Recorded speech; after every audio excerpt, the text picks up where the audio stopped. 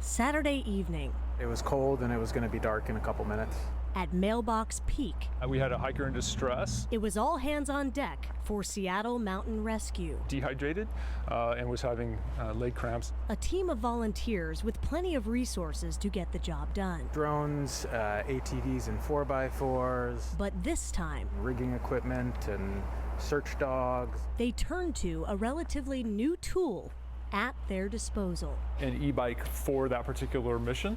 The e-bike fleet is part of a pilot program Wes Cooper started at the beginning of the year. Our mission is to get to people as quickly as possible and render aid and get them back out. And so this gives us that ability to go much faster. Paired with GPS technology, he says this bike shaved about 30 minutes off Saturday's mission. Wes used an app on his phone to navigate to the location of the hiker in distress, while he and his other rescue team members were also being tracked. We can also keep track of where the gear is. So Wes says, I really need this right now.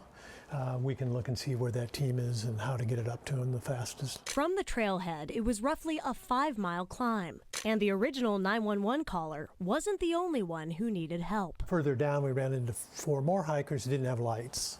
Okay. It's just one example of how e-bikes have already made a difference, helping Seattle Mountain rescuers reach people in need, search for the missing, and even collect evidence in the field. Madeline Carter, King 5 News.